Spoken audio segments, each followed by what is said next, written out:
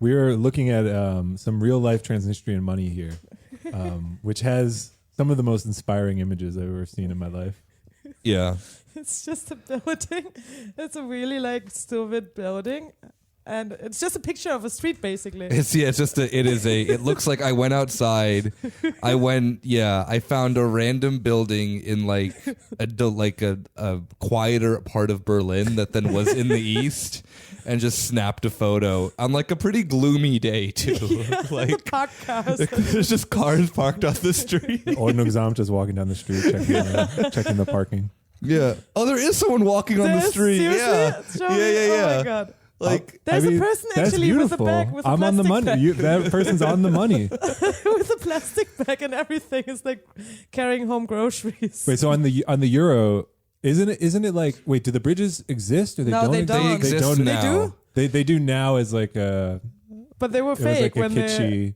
No, yeah, I thought they were made up bridges. They were, so the European, so the ECB obviously when they made the euro, they had a contest of who could make the like design. Macedonian won because they just put some like antique kind of like but it feels like Macedonia. You know? Yeah, no, exactly. It's like they took Greek artifacts and just said that they're Macedonian, and now they're for all of Europe, even though Macedonia is not a member of the EU. Not yet. They still entered somehow. No, it was won by some like Austrian artist who then the entire point was to like make the bridges and have like something that then looked European, but then also was a symbol of like European connectivity. And then they ended up building the bridges in, I believe they're just in like, what's the thing that Kieran always talks about? Europe. Netherlands? No. He's always talking about the Netherlands. Like Little Europe or whatever it is, or Europe World, or the thing in Brussels. Europe World. Yeah, you know what I mean. The little Europe playground Disneyland thing. That I honestly get confused between that and the real Disney World Paris. They're separate, right? There's no. Yeah, there's Disney World or Disneyland Paris. Yeah. Disneyland. It's Disneyland. But it's not anyway, that to me it seems like the euro is like a false modesty, where they're like, to be equal to everybody, we're going to come up with a fake bridge. Yeah. Yes, but they can't put just just your humble Ordnungsamt worker on the money. Yeah, exactly. Whereas Transnistria is like, you're on the money, you matter. You're just, just walking down the street. This is a people's republic. It really is. It is way too real. Like, yeah. People really didn't like how Transnistria, when they were printing their money, were really in the real world stage of their life, being like, you guys aren't going to appreciate how with it and true I am. That and Alexei Suvorov. Yeah, who was like, what was he? He is the founder of Tiraspol. Oh, okay. Yeah. Congratulations, yes, dude. That's this dude. Yeah.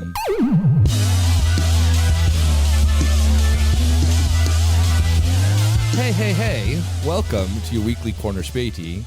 It's myself, Nick, joined with Yulia. That's me. And Rob. That's me. And, us chit-chatting about Transnistrian money is obviously related to our topic today of the, true inheritor of the Soviet Union, yes. Which is the... Can I call it a nation? It's not an. Is it a disputed territory? Yes, it is. Yeah.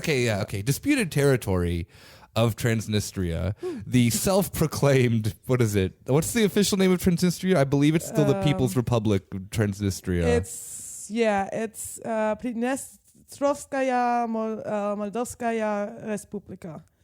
Or Pridnestrovian. I don't speak Moldovan. Pridnestrovian Moldavian Republic. Okay. So they don't even say Transnistria. Exactly. They have a whole different name. Yeah. So the Transnistria has kind of come up into the news recently, and I think that it kind of gave the perfect opportunity to talk about this country that then I think that we've wanted to talk about on the show for a while. Yes. But there's never been a reason to just kind of like low key just be like, hey, like, what is this weird thing? But you know what? What's up, Transnistria? 2022 built different. For some reason, now the world knows about Transnistria. Mm-hmm. And for good reason. I mean, it is a weird little thing, but it's one of those we talked about a little bit when we recorded on May 9th. But there's so many aspects of like European history that people want to whitewash. Yeah. In the sense that they're like, no, everything's straightforward now. There's no complications. There's and one Europe. It is a little like rock in the Europe's shoe where it's like, no, we are a Soviet style republic. You can't make us do that. And it is like a little, and the only way that can be like metabolized in the system is like a weird kooky thing, but it has a very distinct historical lineage, and it's not the only place that has that. And, in 2022, can't look away. Exactly. No, and I mean, it really, I mean, first off, I agree with the point of that. Then it's like we've been coasting along on this like end of history, like the West won sort of thing, all too well until maybe the last 6 months. And the thing that's just so funny with Transnistria is that it is now okay. Obviously, like Moldova has been trying to enter the. Moldova is a very pro-Western. Like not very pro-Western, but they're more pro-Western than, say, I would maybe argue than Serbia or something like that. Like it is they have some ambitions more or less of becoming part of the European Union.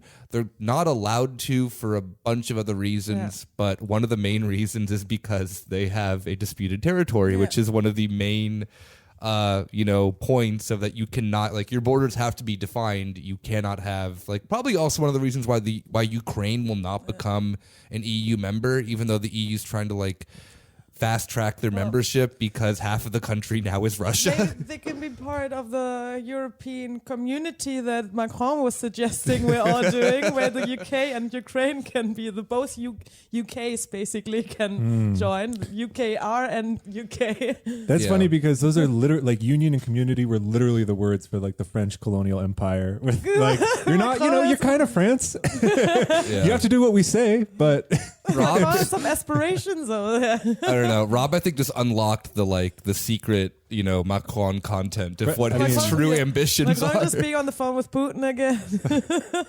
They'll just tell you what you're doing over there. Putin texting Macron on Microsoft Excel. Yes. It's like, where are you, babe? You never got back to me. Since history is not over, ending, and there are these really interesting little spaces, bodies and spaces in Europe. We brought in our Eastern European expert, that's Yulia, as in one of our co-hosts, to give us the rundown on what this country is and why it weirdly now is important for maybe I think the only time in its history. Oh, I'm sorry. It was important 2014 as well. Similar situation. True. Okay, actually. and in the 90s. All right. You know what? Yeah. Well. Yeah. It's coming in for its third appearance in modern Western history. Always like a special zone in Moldova, considering also like during the Nazi times, etc.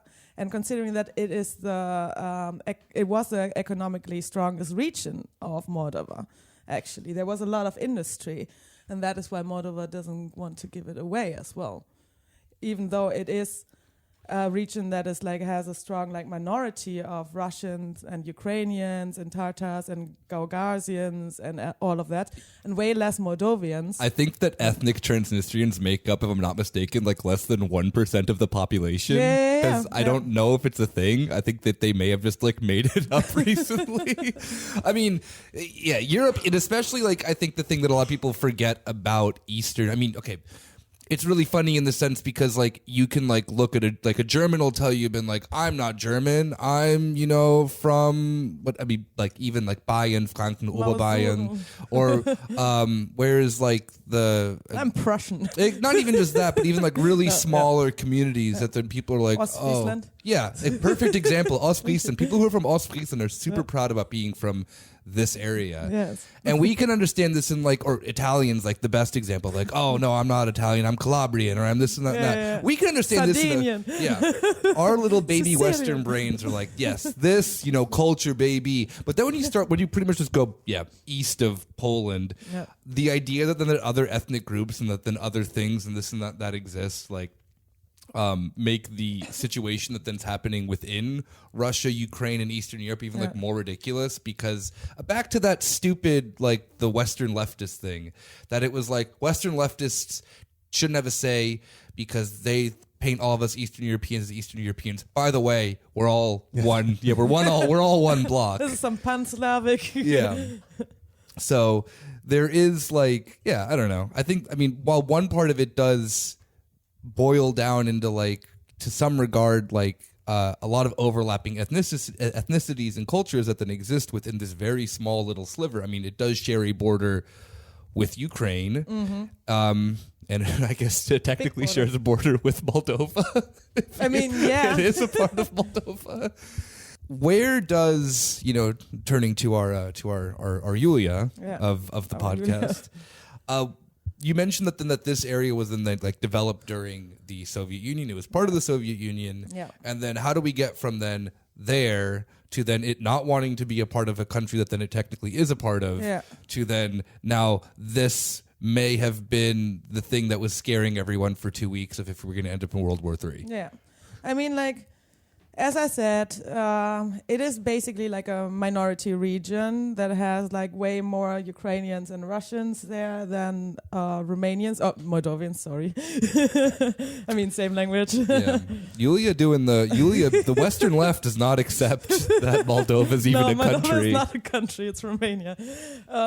No, but yeah, so it was always a strong like economic region. So like a lot of Russians moved there, a lot of Ukrainians moved there. It was always a very disputed area as well, because like when the Nazis during World War II, the Nazis came and like a lot of Jewish people from Ukraine were deported into Transnistria. Actually, they had concentration camps there.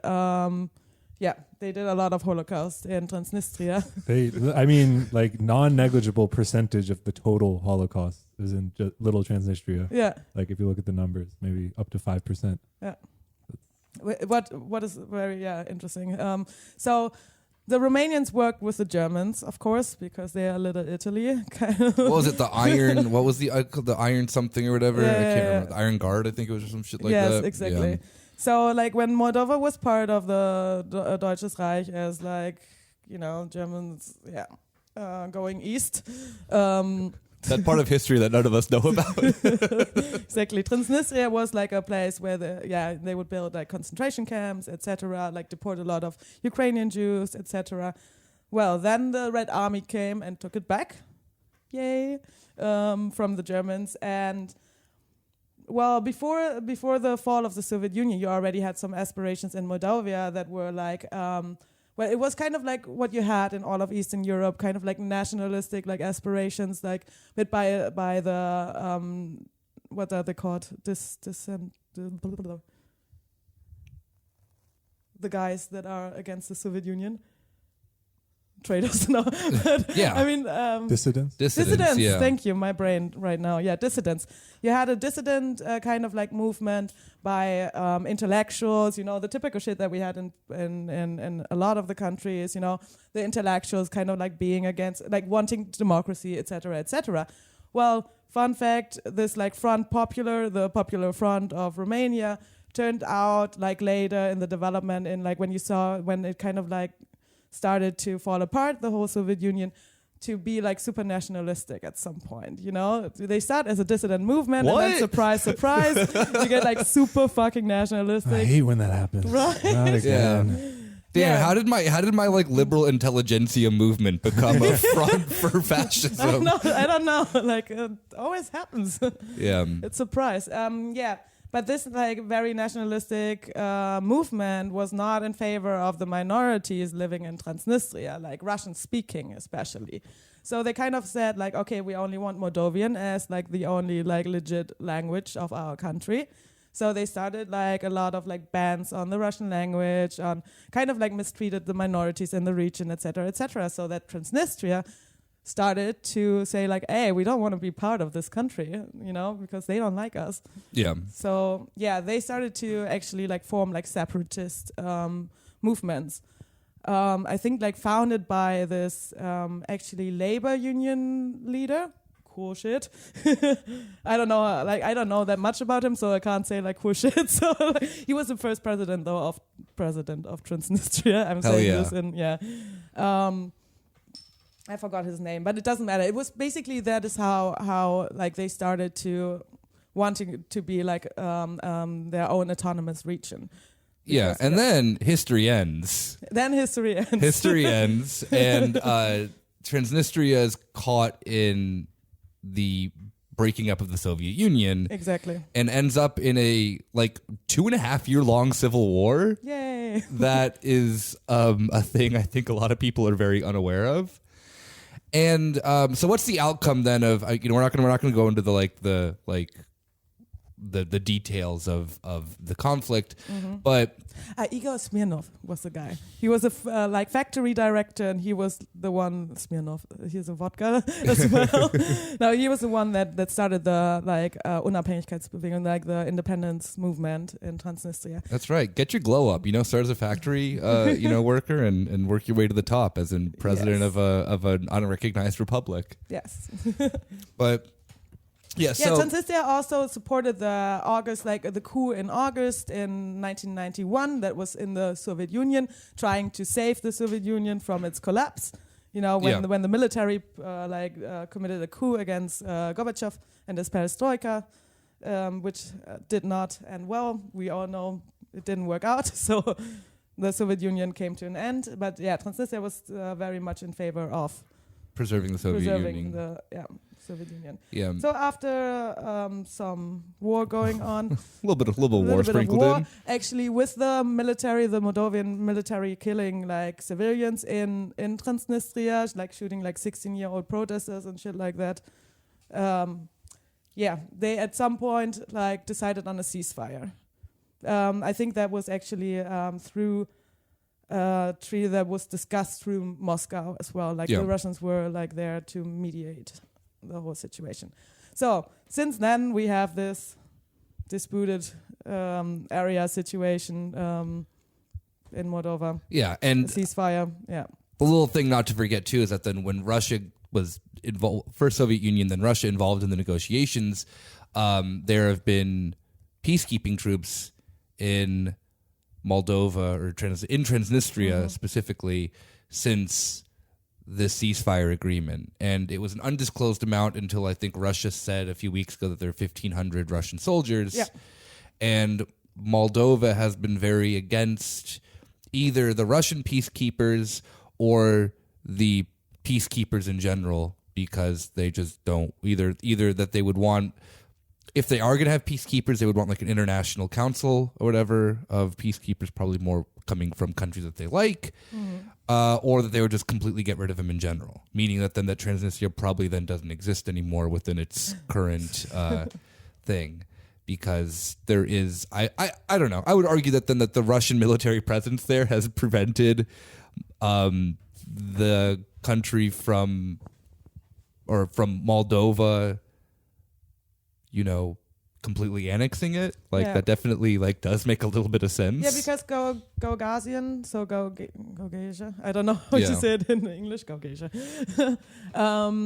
was also kind of like separatist during that moment, but was like in a more like peaceful way, like reintegrated into Moldova. Yeah. Not so much Transnistria though. So that does leave us with the situation maybe the least talked about of all of them, but so it's only internationally recognized by basically the other four breakaway republics. Yes. Or three? How many are there? No, that would be the fourth. Abkhazia, South Ossetia, and the other one that I always forget. Another Georgian territory. No, that's it. And then and Transnistria. Yeah. And the region in Armenia. Yeah. Yeah, Yeah.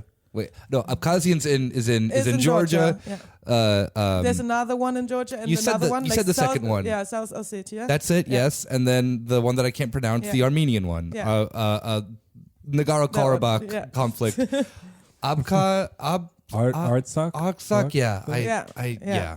Exactly. So yeah, and they are founding members of the League of Unrecognized The League Nations. the League of Unrecognized Nations. like literally I imagine it literally like the Futurama joke of like we'll have our own party with blackjack and just like we don't need the UN. We're gonna have 4 breakaway republics, and now I got the Donbass. Maybe they're getting excited. Yeah, about true. it. Yeah, Donbass and Luhansk. Luhansk. Yeah, they have like 2 more members now Yeah. if they want to. What Well, about wait, Crimea? no, because even the DPR Well- and the LPR are recognized by Venezuela. Oh, okay. Damn. All right.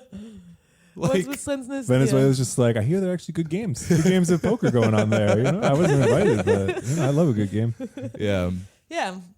So this all like since the ceasefire has like all like calmed down a bit. It hasn't been in the media for a while until 2014 actually, during the Crimea conflict, when Russia annexed the Crimea. Crimea. Yeah, exactly. There were this whole Transnistria conflict was like kind of like woken up again because there were troops in Transnistria, Russian troops, that also were involved in the Ukraine conflict.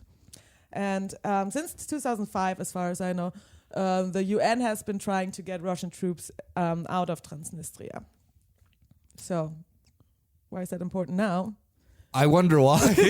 What's been going on, Julia? Well, the thing is, like about 2014, Transnistria always like asked Russia to be like to recognize them and also to become maybe part of Russia.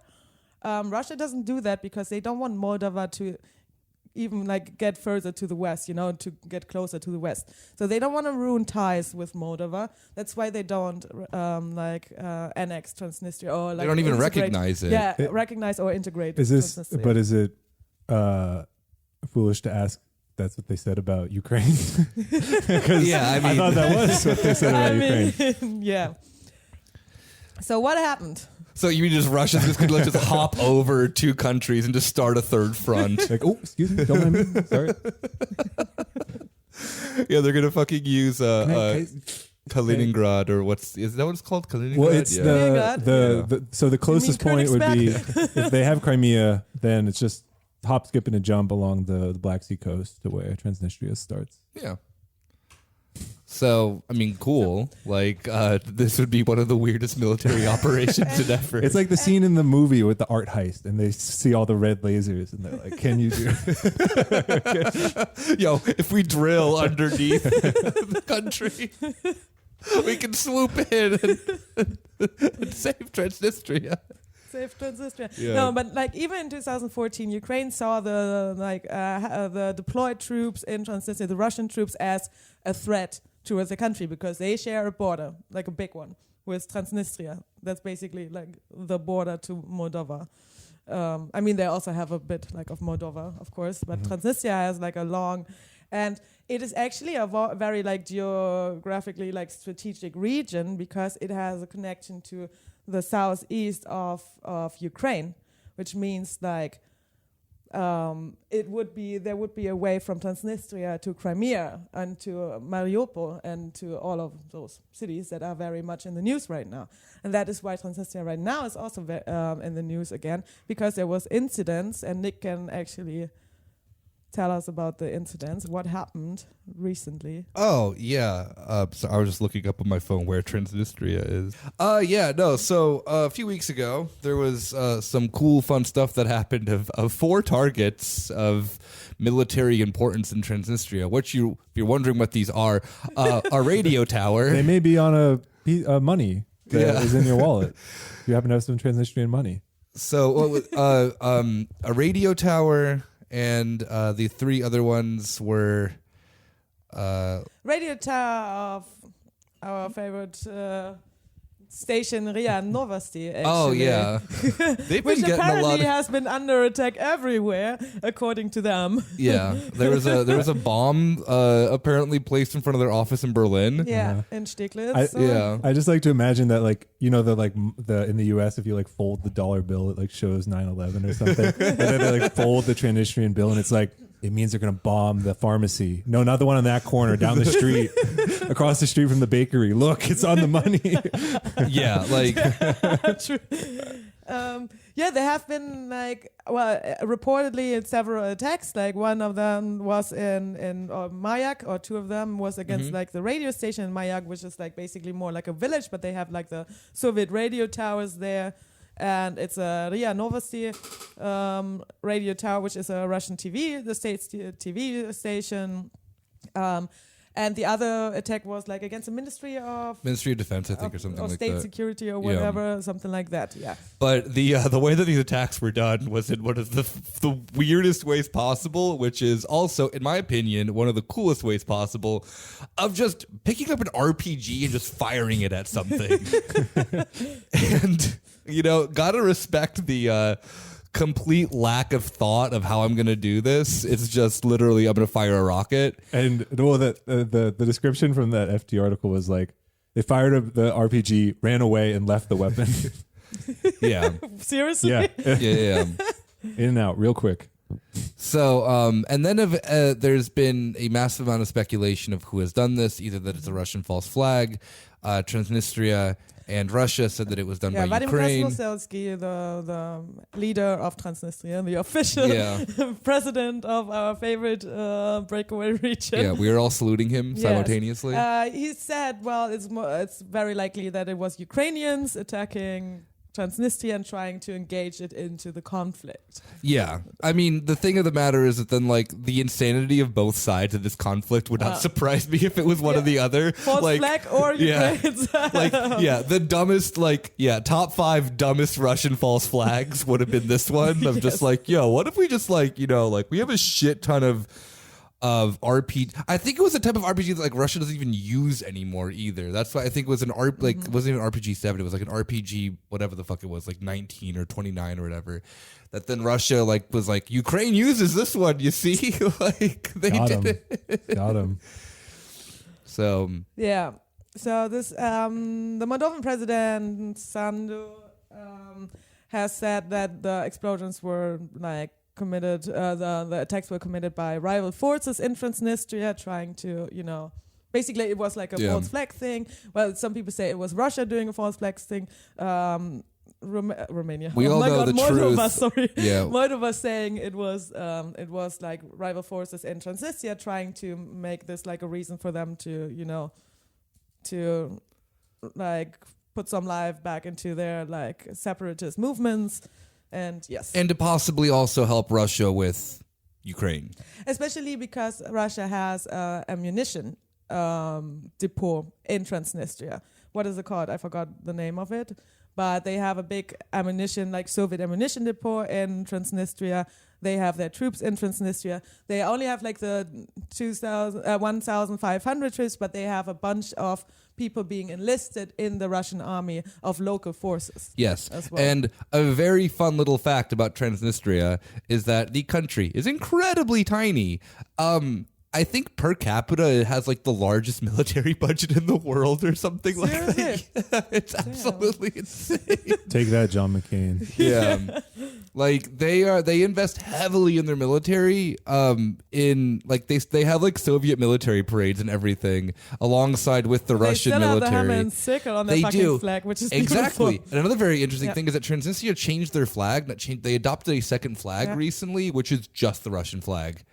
So they I think that their ambitions of that, then it's like, oh yeah, we're not even really like a Soviet breakaway republic. We just want to be a part of Russia. Mm-hmm. And again, like the discussion that we had the other day of like is it like, this like brainword like Russiagate mind is like kind of being like just taken up by a lot of these movements in the East, just being like, yeah, fuck it, whatever. Like Russia, modern Russia's communist, whatever. That's the same thing. Well, it's not just that to elaborate on the framing I just did earlier, it's not just that the like new, EU as a shorthand, but I really mean the new European order is this like totalizing thing that's like flattening all of the real historical and cultural peculiarities around this little bit of land. That's all true, but then the you can't really escape the logic, so that in order to defend their like cultural or historical peculiarities, you just got to join the other team, which is just Team Russia. Like, Team Russia. We got, all right, I guess got to choose a side. And then, I mean, that is kind of, Russia's pitch. They can just be, the leftovers, all the misfits and oddballs. You Damn, just like join, that Europe wouldn't accept you. So now, or like, in more material terms, they want you to just like, destroy whatever little bit of industry or social welfare you might have left. Damn, so you they had big industry back then. They're just nostalgic for the old times. Yeah, but I mean, it's a similar story too in Donbass and everything. There's like there are material underpinnings too. It's not just I hate I'm so mad at. I'm just trying to think of who in Brussels they could get mad at. Maybe Ursula von der Leyen. Yeah, damn. Just imagine fuck it. Ushi. Yeah, you're like down at the cafe on the corner in Donetsk, and you're like, I hate Ursula von der Leyen. Did you see what she said? Yesterday. I want to stay with Russia. Yeah, now she wants all of the West Balkan countries to join the EU. Not with us.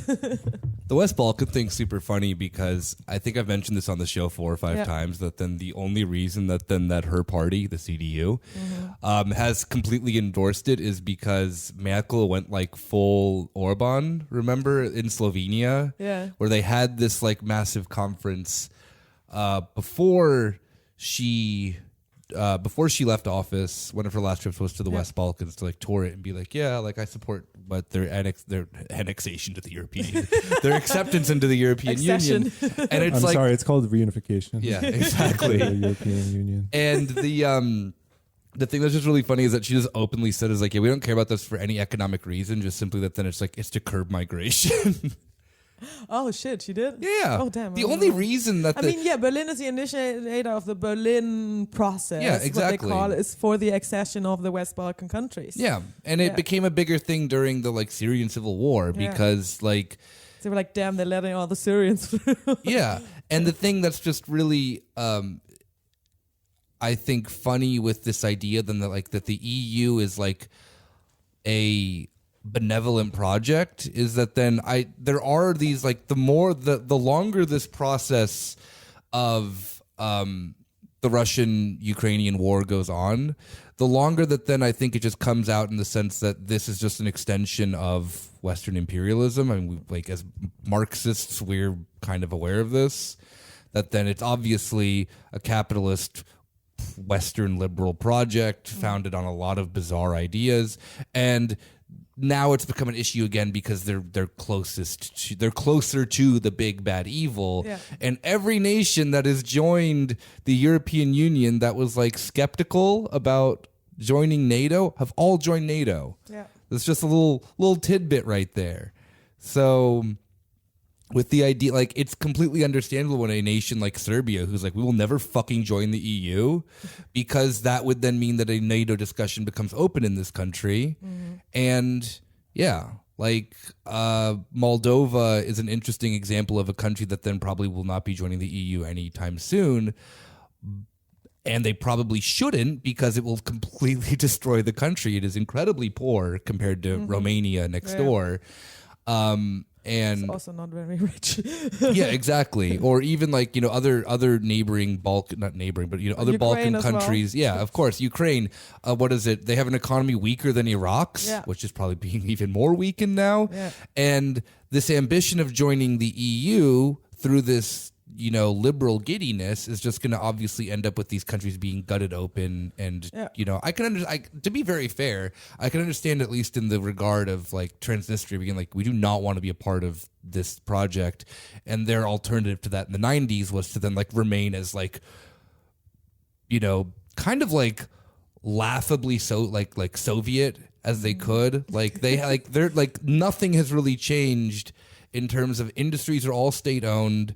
They have not let in any like Western investment, and their only trading partner that then actually gives them shit is Russia. To the point that Russia just like Rob and I found out today just gives them free gas. Seriously? Yeah. Oh, that's so nice of them. Yeah. We have to run this by you, Yulia, because Nick and I were trying to understand what the Russian sphere of influence is best described as, and we came up. It's like Two really good ones. The first being, it's like when an athlete makes it big and all his homies live in his big house with him. Yes. It's like Russia's like, pick your favorite Uzu, and it's like, all my homies can live with me. You gotta just like hang out with me all the time. You can't have other friends. You gotta stay in my house. But we're cool. We got money. Yeah. We got big TV. From Whatever we want. Look at all this oil. Also kind of perfect Just that like take whatever. Just spraying it around in the backyard, because why not? Your money's good. Yeah, kind of also perfect using Özil as the example. Someone who is from Gelsenkirchen, a massive Gazprom like hub in Germany. All my idea, which was this does not in any way dilute Rob's theory at all. I think both of these people can exist simultaneously. They are dialectical, if you will. The other one is then Russia low key like Drake, where it just like finds a new favorite friend that they just like really fuck with for like a really short amount of time. That's why Russia is bringing back the hammer and sickle stuff. They're like, yo, Transnistria, I fuck with you. He's like, I always felt Transnistria. I never felt home until I found my brothers here. I mean, who wouldn't? Like, I just found out by accident that what we just saw on the Piad Ruble note is actually a distillery for vodka and brandy, and it's a national symbol of Transnistria. That's right. Getting Bach is a national symbol, national heritage. It's called getting Quint. Painfully drunk on. It's called Flint? Quint. Oh, okay. Flint. I was gonna say. Damn. Yes, I It's think a that's great. Flinta space. It's a fucking distillery. Oh, that's awesome. But yeah, why is Transnistria also interesting for Russia right now? Is like why are they like on the team? Why is Drake nonstop posting photos of himself being like, yo, been with you since day one, and it's just like a very weird like Instagram influencer kid who's just like you're not entirely sure if they're a rapper or just like some guy, just some random dude. Yeah. Is because like as I said, like the geopolitical like importance of Transnistria is there could be a land like experts are thinking maybe that is like Russia's interest in Transnistria, or why it's like dangerous the situation developing in Transnistria is because they could have like a landway from Transnistria to Crimea if they go, if they annex all the south of Ukraine. Like the southeast of Ukraine. So there could be like a whole, like you could take a car and go from Tiraspol to Sevastopol. Imagine one day having this train map. Yeah, I mean, and I think that's like an interesting point to point out too, because Russia entirely ditched their effort in the north of the country and have now relocated all efforts to the southeast and started attacking Odessa the other day as well. Yeah, that would mean because if they would like actually go for a land way like through Ukraine to Transnistria, they would have to annex Odessa as well. Yeah, I mean, again, I don't support this, but it definitely makes sense from a tactical standpoint of why you would entirely want to block off the Black Sea because of that NATO does a lot of exercises there. And if, again, I think that we need to this needs to be the mantra of that, then this conflict is still, while Putin did invade Ukraine, it still is entirely NATO is still a very open question or not a question, but very, open in the reason of why this conflict ended up the way that it did.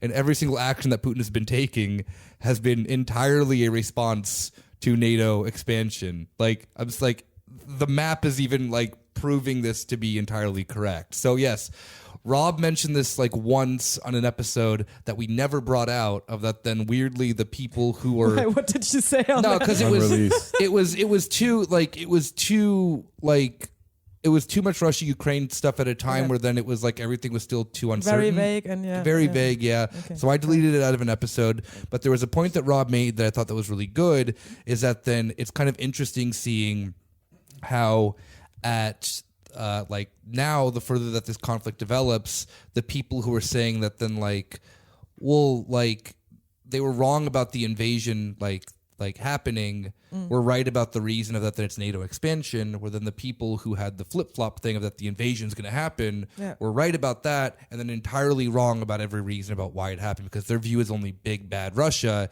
and not a contextualized understanding of history of the past 30 years.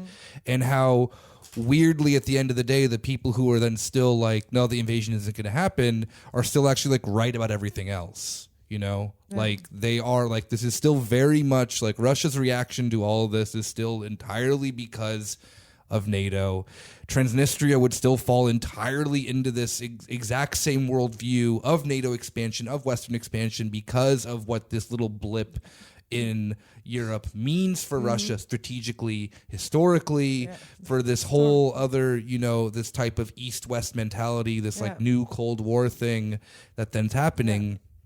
And if more countries around this border join NATO in the Western Balkans, you know, Russia's going to end up trying to then probably start grabbing other areas that are allies that they wouldn't now necessarily turn to. They are still careful when it comes to that, because after the attacks in Tiraspol and Mayak, they said, Russia responded and said, like, oh, we don't want to get involved. Don't make us getting involved. Don't make me do it. Don't make me do it. Exactly. Don't do an incredibly confusing and half-assed false flag, or else you might, like, you don't even want to know what I do if a guy tries to fire an RPG, it jams, he runs away and trips, and then his he bumps into a car which rolls down the hill and you know, goes straight into the front of a bank. Like that will exactly. That is a red line. Yo, when when we sent the Spetsnaz in an anvil fell on one of their heads, and then it just like a big thing like, pumped out of his head. Stars, and he had Tweety birds all around his head. He was like, "Oh, who turned out the lights?" NATO keeps painting "This way to Kiev" on various brick walls around Ukraine, and we're getting pissed. That actually happened. Wait, actually, do you not remember? No. Yeah, there were like Russian tanks when they rolled in originally. They were asked like which way to Kiev, and then like people were like pointing them the wrong direction because they did not plan this invasion out very well. That's a false flag. That's advanced Russia disinformation. Yeah, exactly. Every Russian tank operator will not be fooled by these Looney Tune ass fucking antics. The Russian Deputy Foreign Minister Andrew Rudenko. Andrew Rudenko. Yeah, Andrei Rudenko. The guy who speaks every day in the military uniform? Yeah, exactly. Yeah, okay, cool. I was always wondering what his name was, because I know the Queen, Sakharova, who could speak for 6 hours. It's just insane. Yeah. Said they don't want to get involved in it, but also like if the investigations turned out like that the crimes were committed by the same criminals that are causing conflicts in the neighboring regions. Not sure what he was referring to. I guess he was referring to East Ukraine. Well, this is like, I mean, I do want to like remind everyone that one of the oddest things about the entire Russia-Ukraine thing is that how we just forgot that Ukraine was in fact actually bombing Donbass for like a 3-month period before this all started. Yeah. And Russia used this as a pretext continuously, being like, yeah, stop bombing. And Ukraine's like, we're not doing it. Fuck you talking about what? And then there would be these like articles from, what's the Voice of America thing? Radio Svobodna? Yeah. Being like, Jack Harlow is actually the Voice of America. but keep going. Agreed. Yeah. But like Radio Svobodna like puts these articles up being like why Ukraine needs more Bayrakit drones to conduct their like war in Donbass. Damn. Not they didn't say war, but to conduct operations in Donbass. So it was like this back and forth, like Ukraine being like, we're not doing this, and then like U.S. CIA-backed media being like, yeah, Ukraine's actually doing this, and they need more weapons. So I think that it's like, while like again, like the invasion stuff, bad, not good. You gotta say, There's a Putin bunch of is an stuff- aggressor. Putin did start, like, Putin did march into Ukraine. Yeah, I mean, it really is kind of like the fact that there's just like a massive like memory loss of that. Then this was still an active wars, like the border of Ukraine to Russia was an active war zone this entire 8 years. It wasn't just it was like, oh, Russia just decided that then Ukraine. It's like there was exchanging of fire the entire time. It got worse. And the thing of them just the Transnistria thing being so dumb that it could also maybe fall into the sense that then like, either it's a false flag or either like a group of Ukrainian soldiers were so stupid that they just like again Looney Tunes some fucking RPGs into the country. Hey, let's do some weird shit in Transnistria. Yeah, like it is interesting, and it is like something to be monitored actually. Because it also like, I mean, woke up a lot of like other regions. Wake up call, like South Ossetia. Wake up, Uzi. Uzi, wake up! Wake your ass up! South Ossetia. That's Putin to all the unrecognized republics. Uzi. No, but yeah, South Ossetia is saying they're ready to like. Be Russian, get annexed, saying they would be ready to send troops to Ukraine as well. Transnistria feeling it as well. Like they had this whole like Antrag. What is an Antrag? Contract. This whole like contract that they wanted to like push, like this motion. Oh yeah, sorry, motion. No, a Vertrag. Yeah. Antrag is the thing before. Yeah, the emotion that Yes, they thank wanted you. to like vote on and push through in 2014 already, when they already wanted to join Russia. But as I said, Russia doesn't want them to join because they still hope that Moldova would not be part of the EU and won't like turn too Western. So yeah, it is a complex situation in Transnistria. Yeah, This beautiful piece of a yeah. And I think really on that note, this is a little bit of a shorter episode, but we all have busy days today. We will end on that, and we will see you guys for the bonus. We will finally go back to bonus episodes. We're very sorry that then we've left you 1 or 2 weeks without one. And we'll see you guys all on Friday or next Monday. Take care. Right. bye-bye. Bye-bye.